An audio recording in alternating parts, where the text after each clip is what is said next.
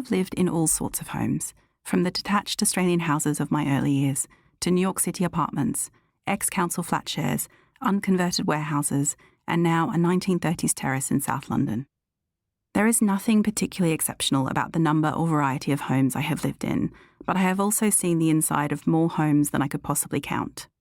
During the first 6 years of my career, I was an assistant to fashion photographers in London and New York, where I shot in an endless parade of exceptional homes, which provided a setting for magazine covers, advertising, and catalogues, from large, empty white Victorian mansions to quirky, trinket-filled villas in Sicily. And then I spent 15 years as an interiors photographer shooting for magazines and commercial clients. Contrary to what many might assume, my favourite of the homes I spent time in were never the largest, the most expensive, or the most luxurious. These kinds of homes were often very dull, and luckily for me, I was barely ever hired for that kind of shoot. Bland and expensive, designed by a professional, and not the owner, those houses always felt like a backdrop to me, a stage set in which lives played out as a performance. Homes tell stories. A home is the culmination of those who create them, where a person's history and present blur together. As a photographer, I'm invited into spaces that very few people outside of immediate family are allowed to enter. When I'm telling the story of a home, I am making choices about how this home will be seen by others. I may leave out some of the more intimate aspects of a person's home, the cupboard where things are hurriedly shoved out of the way, the office door pulled shut, the beloved armchair inherited from a grandparent, which sits in an unexceptional corner that doesn't make the cut. But I see it all, even if the viewer does not, and there is no bigger privilege than being allowed to spend time digging around other people's homes. I was not initially interested in shooting homes. When one of the fashion photographers I worked for first suggested I shoot interiors, I scoffed at the idea. I was spending my time flying back and forth to New York, working for photographers shooting for British Vogue, Burberry, L'Oreal, and Ralph Lauren. In the masculine world of fashion, where male photographers still dominated, I saw interiors as domestic, feminine, and less prestigious, an internalized misogyny which meant I saw it as somehow less than. As a female assistant, I spent my time trying to downplay those aspects of myself. It was not that many years since hiring a female assistant would have been unheard of, and I was acutely aware of that, even if no one said it out loud.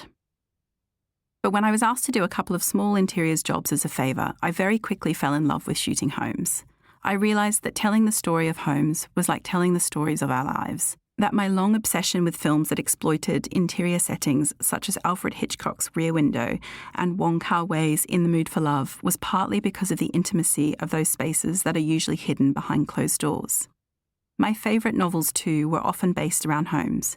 Every one of Jane Austen's heroines is either struggling to gain or hold on to a home. Elizabeth Bennet and her sisters will be turfed out of their home the moment their father dies. Anne Elliot finds herself homeless and drifting between her father's rented house in Bath and her sister's marital home, not really belonging anywhere. And Eleanor and Marion Dashwood are relegated to a small country cottage far from the grand house they were raised in because their elder half-brother doesn't imagine it matters to them at all. Arguably, and I think many academics would agree, some of the greatest novels written in the English language focus on domestic lives. Despite this, I have found over the years that thinking about our homes and considering them in detail is often viewed as shallow and frivolous, unless it's specifically to improve their monetary value. While housing and access to it are considered important, though much neglected political topics, the aesthetics of our home is not. It's considered a subject for the privileged middle classes, those who don't have to concern themselves with basic human dignities, such as having a roof above their heads and a warm, dry, safe place to live. But the aesthetics of our home, how we shape and decorate them, do matter, regardless of our financial and social circumstances.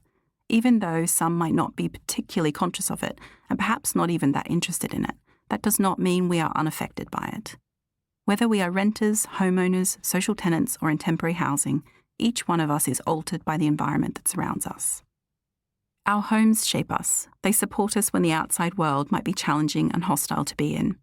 I would argue, in fact, that the home of someone who finds the world more challenging is even more important than that of those who can breeze through life welcome in all kinds of public spaces. Private homes are places that can reflect and support who we are so that we can safely be ourselves. To keep listening to this audiobook for free, click the link in the description.